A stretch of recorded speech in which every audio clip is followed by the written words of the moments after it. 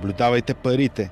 Парите са барометър за достоинствата на обществото. Когато видите, че покупко-продажбите се извършват не със съгласие, а по принуда. Когато видите, че за да произвеждате ви е нужно разрешението на някой, който не произвежда нищо. Когато видите, че парите се стичат при онези, които търгуват не с стоки, а с влияние. Когато видите, че някои хора стават по-богати чрез подкупи и облагодетелстване, отколкото чрез работа и вашите закони не закрилят вас от тях, но закрилят тях от вас. Когато видите корупцията да се възнаграждава, а честността да се превръща в саможертва, тогава трябва да знаете, че обществото ви е обречено. Добър вечер! Вие сте с часът на избора и с мен Албена Белянова. Наблюдавате ли парите, скъпи данъкоплатци? Вашите пари. Виждате ли как ги раздават от джипката, от Фейсбук, от телевизора? Виждате ли връзката между раздаваните ваши пари и предстоящите избори? Вие може и да я виждате, но министърът на труда и социалната политика Деница Сачева не. Не знам защо свързвате парите, които сега раздаваме с избори, защото... Няма ли връзка? Не, няма връзка. Връзката е свързана единствено и само с мерките, които трябва да получат хората. Има ли връзка между изборите, между това, че хората трябва да получат днес подкрепа за това, че децата не ходят на училище? Има ли връзка между това, че бизнесите са затворени и трябва да бъдат компенсирани с това, че има избори? Аз не виждам такава. Чухте Деница Сачева, министър на ГЕРБ. Това е същата Деница Сачева, която през 2013 година казва за хора от политическа партия ГЕРБ, че няма как в продължение на 20 години да са се занимавали с рекет, а да мислят по начина, по който мислите вие. Вярно е, няма как. Не се е чуло Деница Сачева да е съдена за тези откровения. Не само не е съдена, но и министър е направена от занимавалите се с рекет. Още нещо, казано от Деница Сачева, заслужава внимание. Биографията на човека, когото подкрепяте вие, определя вашето бъдеще. Вярно е, определя го. 7 години по-късно България е на опашката в Европейския съюз по справяне с корупцията, по темп на вакциниране срещу COVID-19, по използване на цифровите технологии, по свобода на словото, по доходи на населението. Но пък е начално място по смъртност и бедност. Движението на парите е най-важното, за да има благосъстояние. В момента движението на парите в България върви само в кръгове или политически, или между монополи и олигарси. Когато глупави хора правят договорки, от които надолу по веригата страдат стотици хиляди хора, естествено, че нещата ще са такива. Как другите нации са отишли и са се защитили с по-качествени политици, по-добри условия, а ние не сме. Уважаема госпожо Сачева от 2013 година и неуважаема настояща госпожа Сачева, специално за вас ще проследим някои интересни движения на парите ни, откакто станахте министър в кабинета Борисов. 3. И коронавирусът се появи по нашите земи. Права сте била, че от това движение страдат стотици хиляди хора. През месец март 2020 година Министерският съвет наля 700 милиона лева от нашите пари в Българската банка за развитие. Уж за да подпомага хората и пострадалия от пандемията малък и среден бизнес. С кредити. За лица на трудов договор и за самоосигуряващи се лица с кредити до 4500 лева. За малки и средни предприятия до 1 милион. За големи компании до 2 милиона. На една малка колекторска компания, Колект.бг, позната до неотдавна с името Свети Георги Груп, бяха отпуснати 75 милиона 362 хиляди и 700 лева. Заради този кредит, шефът на банката Стоян Мавродиев се раздели с поста си и със заплата от около 36 хиляди лева на месец. Беше възложена и проверка, но година по-късно резултати от нея няма. Това ми напомня, че резултати няма и от прокурорската проверка за несъбраните от вече несъществуващата Държавна комисия по хазарта 500 милиона за такси от хазартна дейност. На един от пропусналите да събере тези милиони, девойката получавала ценни указания от бившия финансов министър Владислав Горанов, продължаваме да плащаме заплата от около 12 000 лева на месец. Мария Филипова още заема държавен пост в Комисията за финансов надзор. Това е комисията, която гласът на Борисов праща за размазване на физиономии. Да продължим да следим движението на парите ни.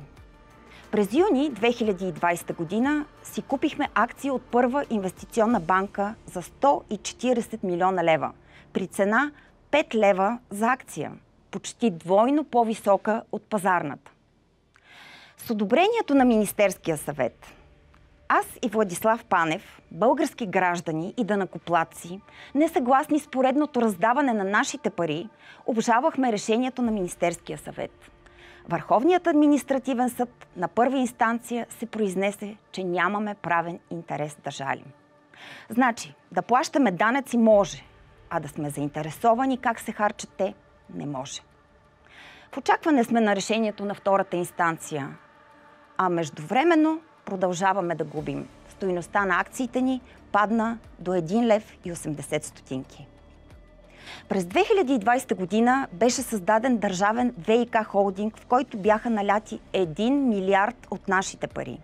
Създадена беше държавна петролна компания, която през тази година ще получи 50 милиона от нашите пари.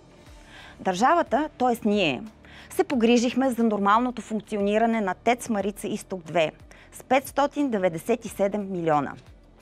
Продължихме да се грижим и за дълга на Топлофикация София към Булгаргаз, който приближава, ако не е и надминал 1 милиард. Дадохме почти 3 милиарда за продължението на Турски поток, наричано у нас Балкански поток. Около 5 милиарда от нашите пари се дадоха на държавното дружество Автомагистрали да строи части от магистрали и да укрепва 74 свлачища. Единственото свлачище, което уж беше укрепено, взе, че се свлече дни след укрепването. Близо 3 милиарда лева дългове към бюджета, т.е. към нас, бяха отписани от Националната агенция за приходите. За постигнатите високи резултати ги наградихме с 30 милиона лева. С парите си издържаме армия от чиновници. По груби сметки около 400 хиляди човека. Те получаваха заплати и бонуси, дори когато държавата спря да функционира. Защо ли свързвам това с изборите? Защото това е армия, която може да променя резултатите от тях. Скъпи зрители, следите ли движението на парите ни? Следите ли къде отиват и то в това трудно, пандемично време? Знаете ли на кого сме възложили да работи за защитата на парите ни и да следи движението им? На Агенцията за държавна финансова инспекция. За това как и за кого работят 193-мата служители на агенцията ще ви разкажа в някое от следващите предавания. А ние какво получихме от нашите пари, освен кредитите? За работниците, които са в неплатен отпуск, обещаха помощ от 24 лева на ден. Едни я получили, други не. Имало забавяне, имало празнични дни, нямало да бъдат 24 лева, а 75% от осигурителния доход. За пенсионерите временно, а не постоянно, по 50 лева на месец. За април може и да няма. И обещания за хранителни продукти на стойност 120 лева, точно преди изборите. Коя ли фирма ще ги осигури? Дали отново лично ще ги носи социалната министърка Сачева? Няма никаква, никаква връзка с изборите. Който вижда такава връзка е лумпен, тулуп, лешоят. След 10-годишното Борисово управление и затворците се сетиха. Ей така, от добро сърце изведнъж и по чиста случайност. Точно преди изборите.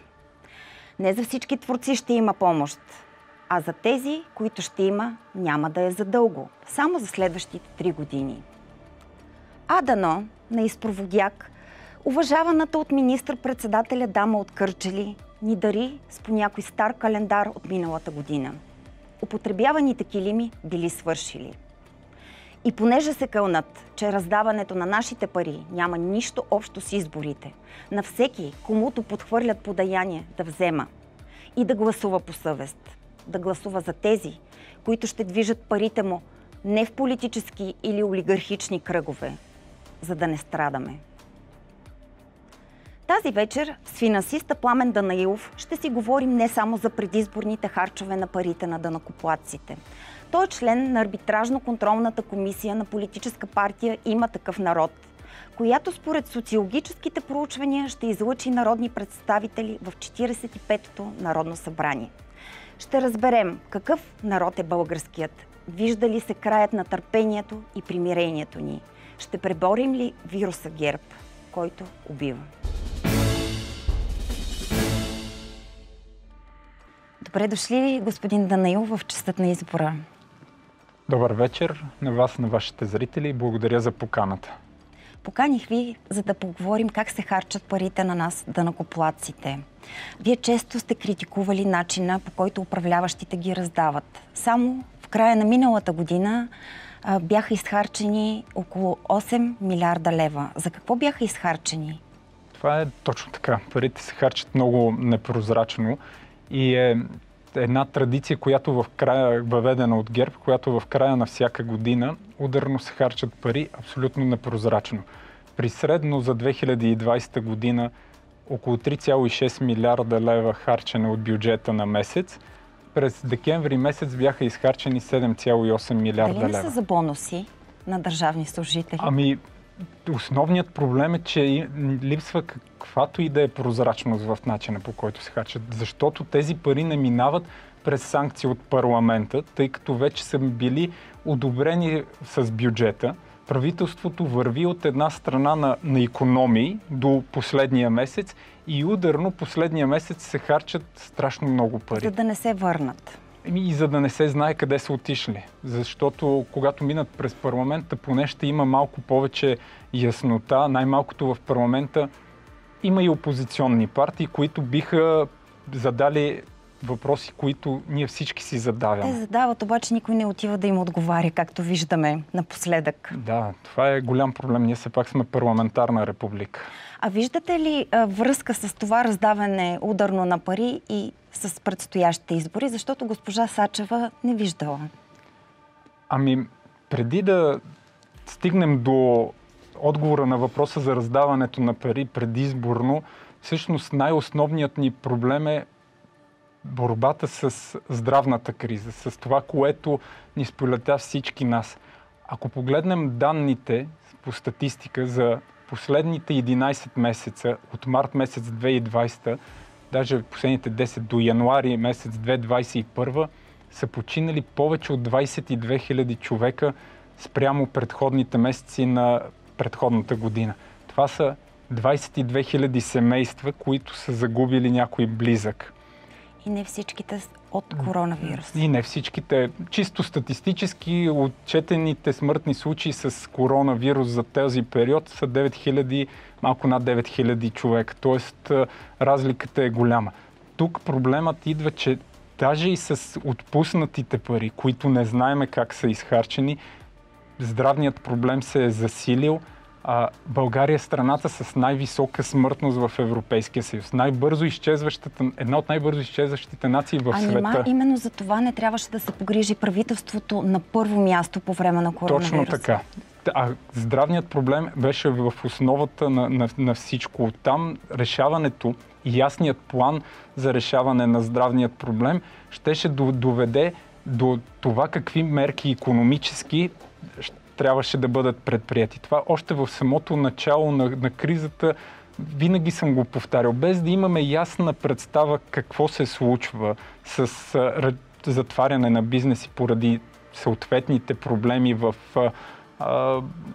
пандемията или заразяването, ние не можем да имаме адекватен отговор от Социалното министерство и от Икономическото министерство. И то изглеждат наистина като предизборни, да се върна на вашия въпрос, като предизборни харчения на пари с цел осигуряване на предимство и купуване на гласове. Колкото и да не им се иска на управляващите, това е точно така. Бюджетът, както беше прият, изглежда като предизборен. Парите, както се харчат, изглеждат като предизборни, защото всичко е съсредоточено в първите 3 месеца на годината. А този план за възстановяване, по който ще получиме около 300 милиарда, вие го нарекохте батко и братко. Сега, планата... Това, което бях споменал, 300 милиарда, всъщност следващите 4 години. Точно така, държавата това, ще преразпредели над 300 милиарда лева през държавния бюджет, парите, които ще дойдат от Европейския съюз по многогодишната финансова рамка, плюс парите от фонда за възстановяване. Нарякал го така, защото парите от фонда за възстановяване, защото той изглежда по този начин, че ще бъдат за фирми, които са близки до властта. Саниране. Голяма част, даже и в преработеният вариант, който беше представен миналата седмица, 20% от 12 милиарда грантове, да не се бърка с грандове, ще отидат за саниране пак. Не, че не е необходимо. Необходимо е, но всъщност този план изглежда, че няма никаква амбициозност в него, няма никаква насоченост към решаване на конкретни проблеми. То е просто за всеки го по нещо, но пак за наши хора. Да. А вие как виждате пътя, по който бихме могли да тръгнем напред? Защото който и да дойде след изборите да управлява, него ще го чакат много трудни дни, месеци и години. Да, ако започнем първо от последното, което завърших, с планът за възстановяване. Независимо от всичко, тези проекти ще бъдат вкарани от това правителство и ще бъдат изпълнявани обаче от едно следващо правителство. Ако парите се управляват правилно, в смисъл не се иска от фирмите да връщат 30, 40, 50% в някои джобове, чекмеджета и така нататък, то може да се постигне един добър резултат за България. Ако парите, които се преразпределят от бюджета, също се харчат за проектите, за които са насочени. Ето аз ще ви дам един друг конкретен пример. Всички говорят за автомагистрали, че са усвоили, тази прекрасна дума, не инвестирали, 4,5 милиарда лева. Ами в същото време НКЖИ, Национална компания железопътна инфраструктура за периода 19, 20 и 21, също е усвоила 4,5 милиарда лева. Вие возите ли се в по-хубави влакове, в по-бързи железопътни пътища? Показаха ни един влак Стрела.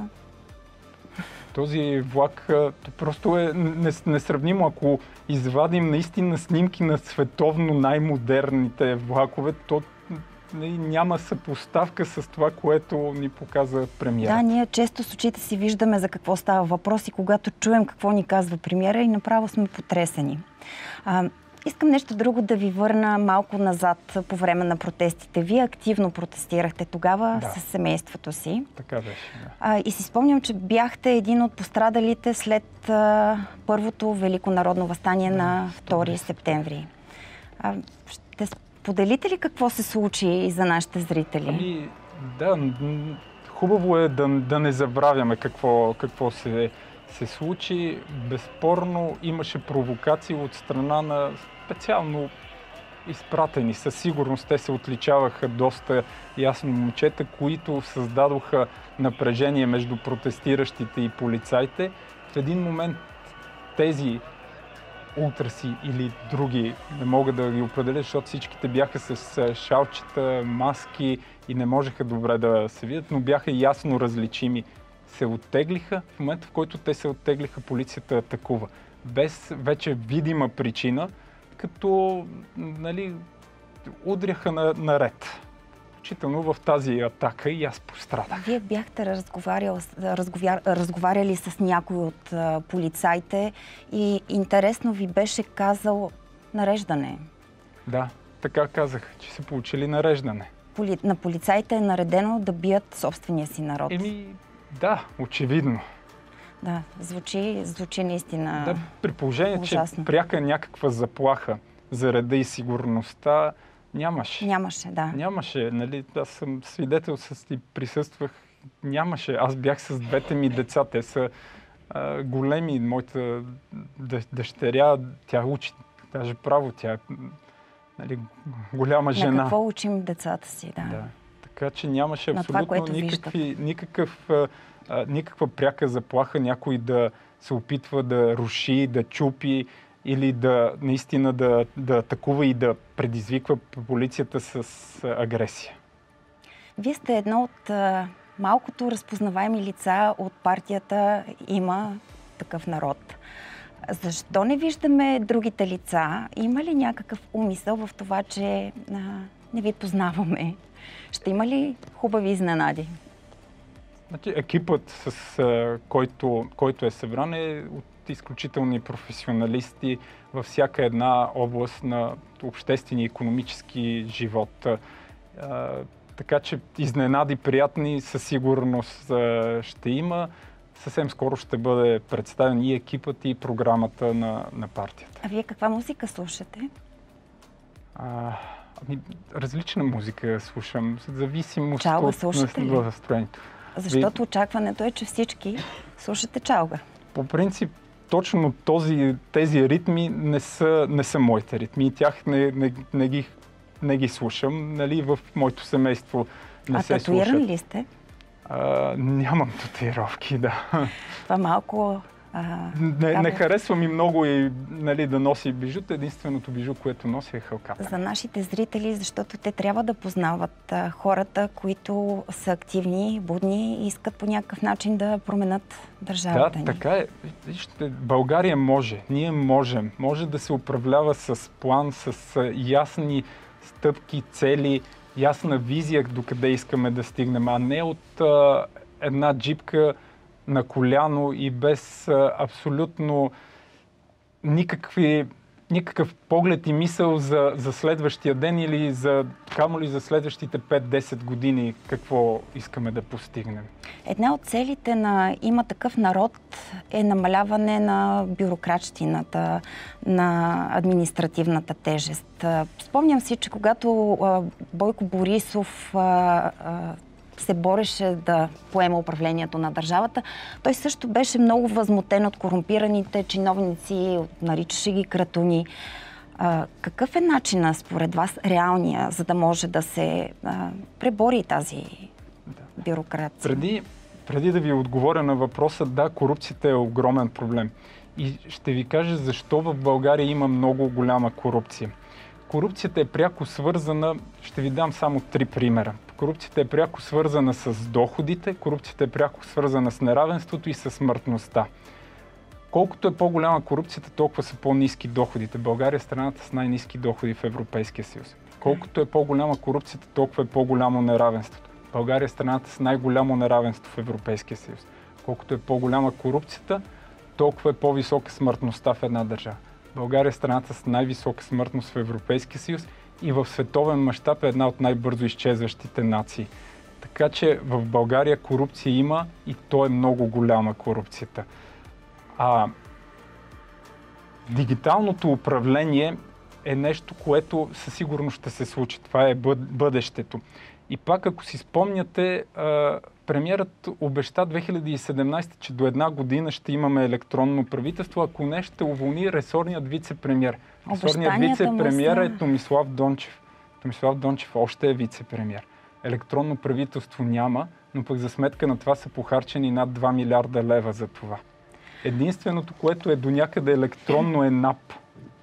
А НАП има постоянно проблеми. Но до някъде, да, и с сривовете също са много познати. В момента отново са сринати сървърите на НАП. Да. Пробвайте да регистрирате касов апарат, ако искате. А всъщност защо бягат от електронното управление? То всъщност ще осветли работата на държавната администрация, ще я направи много по-прозрачна. Така и това работата на едно гише, т.е. в смисъл да имаш една точка на контакт, която да може да подаваш на едно място от своите документи и те да бъдат преразпределени до този, за когото са предназначени. Колкото е по-електронно, толкова повече следа остава и толкова повече има яснота кой какво е свършил и съответно има и сроковете, които трябва да бъде свършено и документите трудно изчезват. Това е големият проблем, който сегашното управление вижда и не иска да направи, защото тогава ще е ясно какво са свършили или по-скоро какво не са свършили. Да, те до такава степен се опитват да прикриват какво са вършили, че много често на гражданите по закона за достъп до обществена информация най-нагло и безобразно им отказват предоставянето на достъп. Но аз вярвам, че вървим в правилната посока и колкото сме по-активни, толкова повече ще ги мотивираме да работят. Така е. И то да работят за нас. Аз искам да ви попитам още нещо във връзка с тази, аз бих я нарекла провокация от страна на Васил Божков към Има такъв народ. Едно предложение се получи, след това, когато то беше отхвърлено, имаше и упрек, включително свързване на Има такъв народ с шайката, както я нарича господин Божков. Как си го обяснявате? Предизборен ход, предизборен трик. Нали, това е обмислена стъпка. Те са били подготвени със сигурност първия и вторият отговор. За нас винаги е било ясно, че ние ще се явим самостоятелно на изборите, че ние няма да влезнем в коалиция с партиите, които в момента ни управляват, защото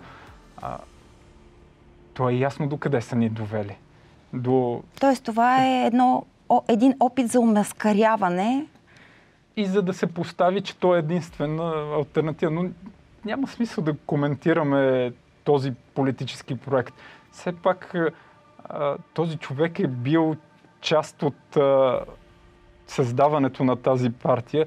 По негови думи той е финансирал чрез носене на пари в брой в Министерство на финансите и коментираме само защото много хора са объркани, много трудно се доверяват вече, защото много пъти са били лъгани и са обезверени. И именно за това трябва да говорим за тези неща. Вижте, нека да го погледнем по този начин. Мисля, че Ку-ку Бенд са едни от най-добрите музиканти в своята област, която работят. Мисля, че актьорите, които са в шоуто, са едни от най-добрите актьори, които работят. Мисля, че сценаристите са едни, в които работят в шоуто, са едни от най-добрите сценаристи, които работят, иначе нямаше да е 20 години на върха. Тях ще ги видим ли в листите? Тоест всичко това показва, че господин Трифонов избира едни от най-добрите хора, с които да работи. Той е последователен човек. Какво може да накара някой да си мисли, че точно в този важен момент, който и създаването на този проект, той няма да бъде последователен. Безспорно, начина по който един човек си върши работата, говори много за човека. Безспорно са страхотни професионалисти. Ще видим ли този екип като част от листите на Има такъв народ? Ще видим листите другата седмица или най-късно на 2 марта. Добре. Много ви благодаря за участието. Благодаря. Желая ви успех. Може ли само да завърша с една мисъл, която много ми харесва, че ако правим едно и също нещо няколко пъти и очакваме различен резултат, то това се нарича глупост. Ако 3 пъти сме избирали ГЕРБ на власт и сега искаме 4-ти път и очакваме различен резултат, то глупостта е за нас. Така че на 4 април гласувайте умно. Нека на 4 април да гласуваме и умно, и масово. Да. За една различна България. Точно така. Благодаря ви. Много ви благодаря.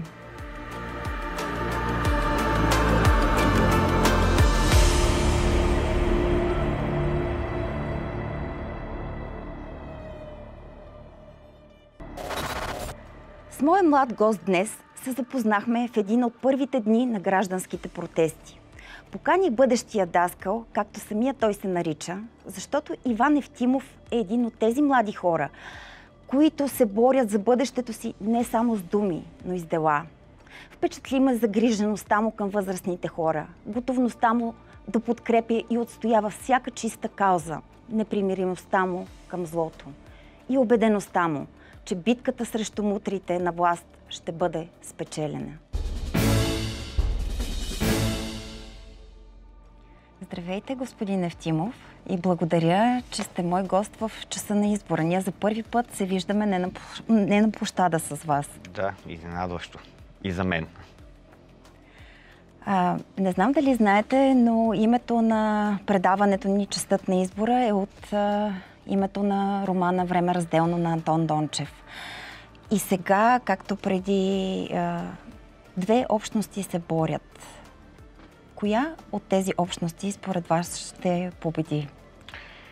Ще победи според мен социалната общност, която е гражданското общество, което в момента се създава. Но няма да победи сега, ами това ще е един дълъг процес на битки. На множество малки битки. Колко дълъг? Не я ли водиме тази битка много отдавна вече?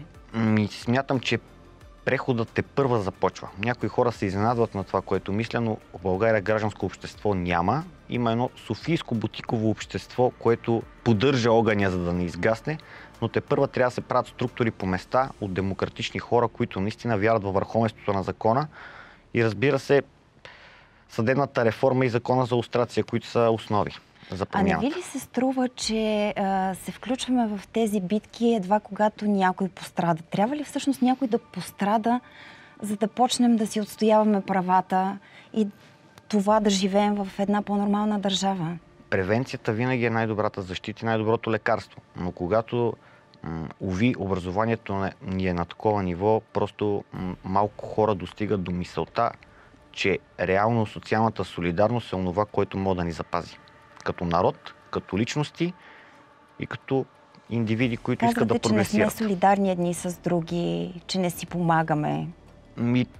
Много са...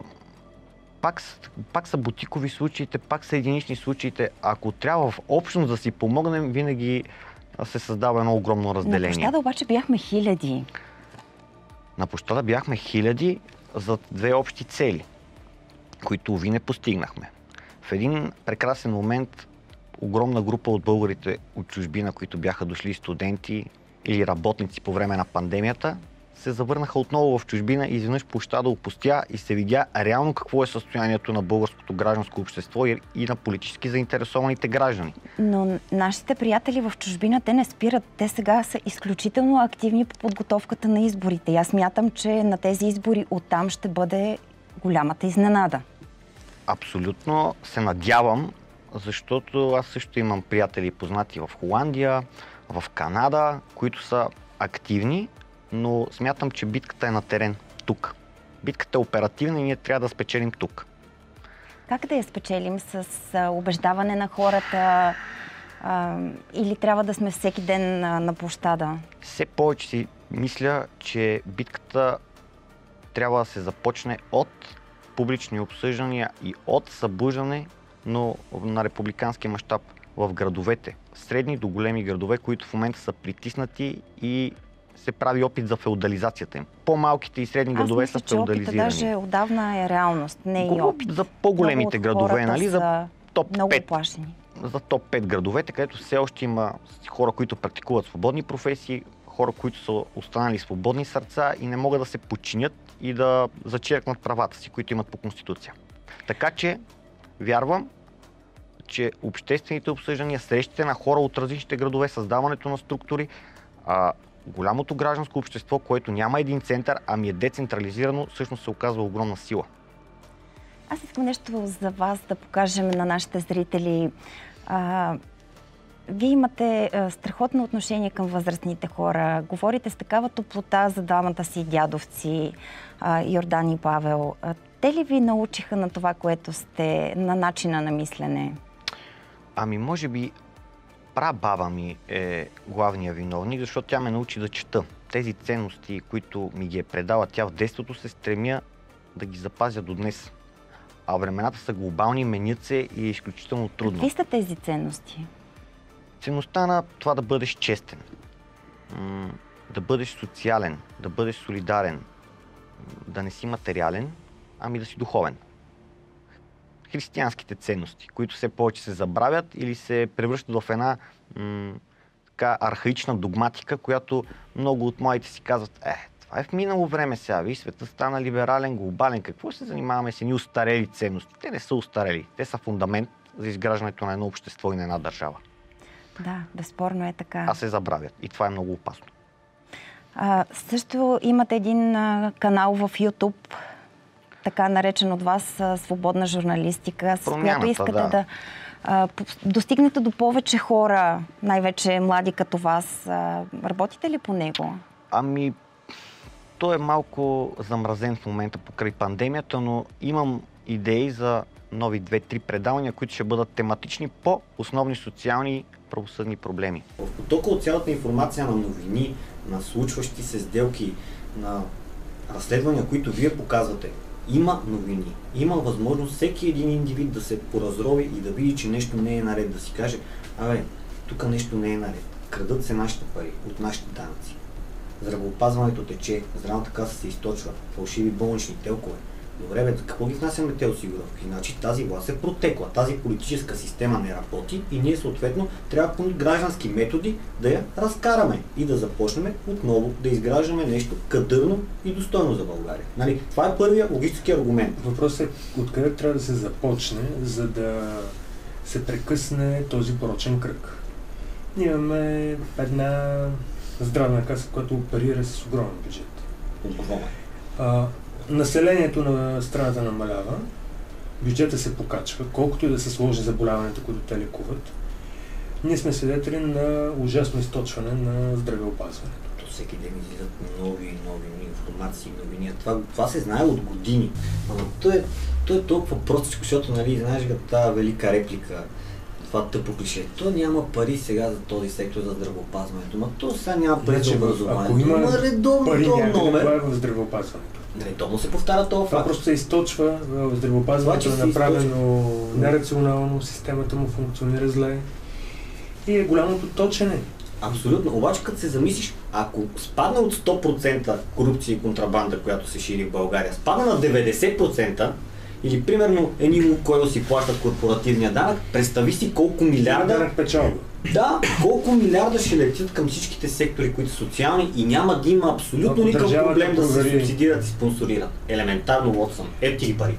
Ако държавата проверне колко Литаско продава на Лукойл суровия петрол, ще стане забавно. Но... Валю Златев не харесва това. Валентин Златев вече не е това, което беше след разследването за GP. От централата на Лукойл предприеха мерки. Той вече не е генерален директор. Той е в големия борд на корпорацията. Да, той е чисто в административен план е издигнат на по-високо, но с по-малки възможности. Нашата работа не остава без последици. И не говоря за тези 14 милиона евро, които са замразени в активите на GP след GP Gate. Да. Последиците идват отвън. За съжаление, в територията не се случва нищо, което не е инициирано отвън. Това е големия проблем. Искам да кажем как може да подобрим състоянието и как това тихо мнозинство да стане мнозинство навън. С малки стъпки. С малки стъпки, които са ежедневни.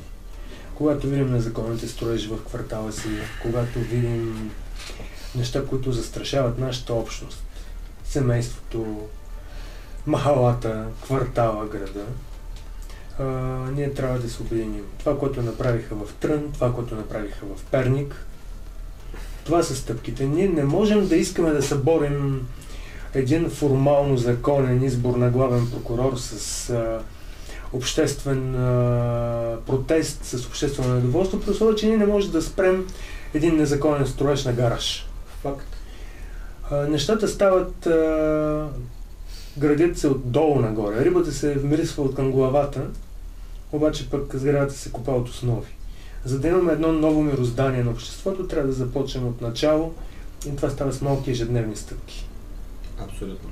С образование, с гражданско образование, с социална отговорност, социални акции и когато има протести, когато има граждански инициативи, проверете, поразучете случващото се, участвайте, защото има смисъл. Много е важно гласът вашият на младите да достига до повече хора, но миналата година, може би беше ноември месец, вие отказахте гостуване в шоуто на Слави Трифонов. Защо? Отказах гостуване в шоуто на Слави Трифонов, защото лично аз не одобрявам персоната на Слави Трифонов.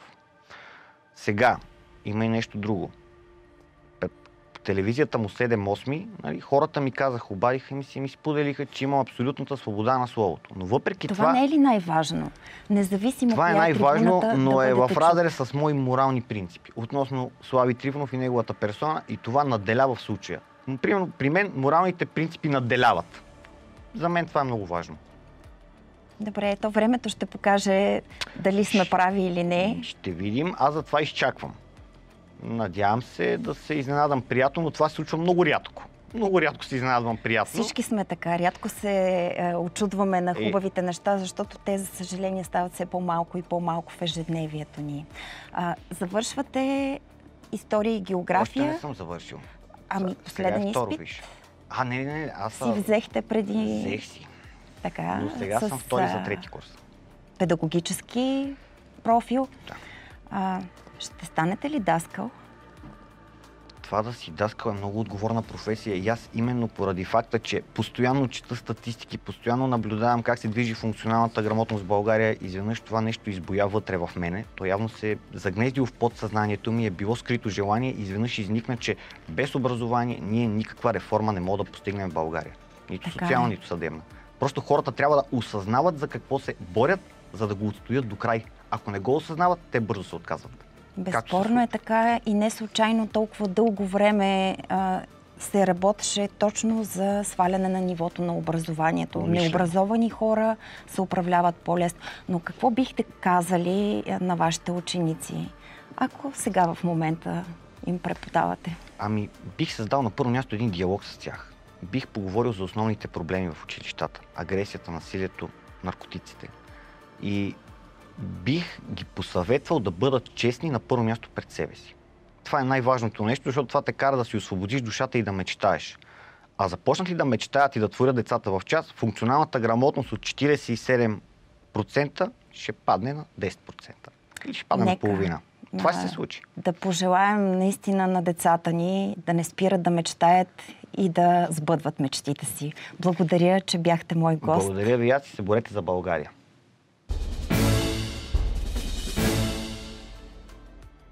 Тази вечершното предаване започна с цитат от книгата «Атлас изправи рамене» на Айн Ранд. Завършвам с думи на апостола на свободата. Не се подлъгвайте, че тези, които държат парите, държат и бъдещето ви, защото тези пари, те са ги взели от вас. За злоупотребяващите с народни пари, за тези, които се възползват от непресветеността на народа ни и го грабят, за тези, които под булото на родолюбието градят закони, а самите те не ги спазват или пък ги използват с цел своето облагодетелстване. Справедливото наказание според Васил Левски е било смърт. Ние сме милостиви. Мутри с Богом! Спокойна вечер, скъпи зрители!